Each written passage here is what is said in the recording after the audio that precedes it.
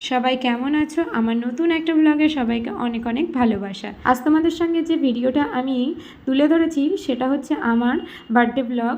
তো 19শে এপ্রিল আমার ছিল জন্মদিন এবং তারই কিছু কাহিনী আমি তোমাদের সঙ্গে শেয়ার করছি। আর যেটা তোমরা থাম্বনেল এবং টাইটেলে দেখছো সেটা যে কিভাবে হলো সেটাই আজকে চলো তোমাদের সঙ্গে শেয়ার করা। সবার প্রথমে জন্মদিনের শুরু থেকেই তোমাদের সঙ্গে শেয়ার করি। সকালবেলা উঠে রোজকার মতো সেদিন ঘরটারগুলো গুছিয়ে নিয়ে একটা সুন্দর জামা পরে নিয়েছিলাম, আর এই জামার প্যান্টটা আমাকে আমার ননদিনই দিয়েছিল। তারপরে স্নান করে পুজো দিয়ে রান্নাঘরে ঢুকে গিয়েছিলাম, কারণ আমাকে আবার কাজের জন্য বেরোতে হবে। রেডি হয়ে ডিউটিতে যাওয়ার জন্য বেরিয়ে পড়লাম। বাস ধরার জন্য তাড়াতাড়ি রেডি হয়ে নিলাম, না হলে আবার বাস পাওয়া যাবে না, না হলে আবার কাজে যেতে লেট হয়ে যাবে। কাজ শেষ করে দুপুরবেলা চলে গিয়েছিলাম মার কাছে খাওয়া করতে। দুপুরবেলা কাজ কমপ্লিট করে বেশ মোটামুটি সন্ধে 7টার একটু আগে আমি বেরিয়ে গিয়েছিলাম 7টার বাস ধরবো বলে, আর একটা নিজেকে গোলাপ গিফট করলাম। এবার চলো তোমাদেরকে বলি যে কেন আমার এতটাই মন খারাপ আর এই রকম কাহিনী বললাম।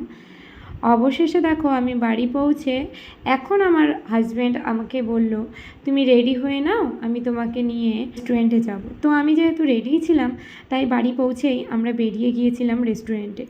কিন্তু রেস্টুরেন্টে গিয়ে আমাদের খুব ঝামেলা হয়ে গেল, কারণ আমার ইচ্ছা ছিল একটু কেক কাটবো, পায়েস রান্না হবে, কিন্তু সেভাবে আমার শ্বশুরবাড়িতে কোনো কিছুই হয়নি। আর এই প্রথম আমার শ্বশুরবাড়িতে এটা আমার বার্থডে। আমি কি করে জানবো যে অনেক কিছু সারপ্রাইজ প্ল্যান করে রেখেছিল।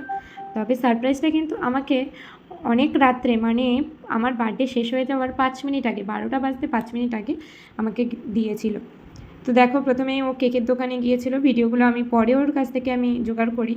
তারপরেই ঘরের আলো জ্বালিয়ে আমাকে কেকটা বের করে সুন্দর করে নিচেই আবার সাজিয়েছিল, আবার গোলাপের তোড়াও এনেছিল। দেখো আমার তো খুব ঘুম পাচ্ছিল আর মনে খুব কষ্ট নিয়ে আমি না খেয়েই ঘুমিয়ে পড়েছিলাম। ও আমাকে বারবার করে ডেকে ডেকে তুলছিল যাতে আমি কেকটা কাটি, এবং 5 মিনিট যেহেতু বাকি ছিল তাই, এবং আমার খুব ঘুম পাচ্ছিল। দেখো আমার হাল দেখো, রাত 12টার সময় কাজ করে যদি এরকমভাবে ডাকে তো কার মাথা ঠিক থাকে।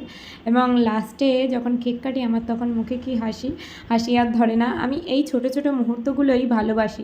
আমার বড় কিছুর দরকার নেই, আমার কাছে আমার প্রিয় মানুষগুলো আর বেস্ট কিছু উইশ থাকলেই আমার যথেষ্ট। এবং পরে আমি এই ছবিগুলো তুলেছিলাম। তো বার্থডেটা এরকমভাবেই আমার কেটেছে এবছর। ভালো থেকো, সুস্থ থেকো। আমার নতুন একটা ব্লগে আবার তোমাদের সঙ্গে দেখা হচ্ছে।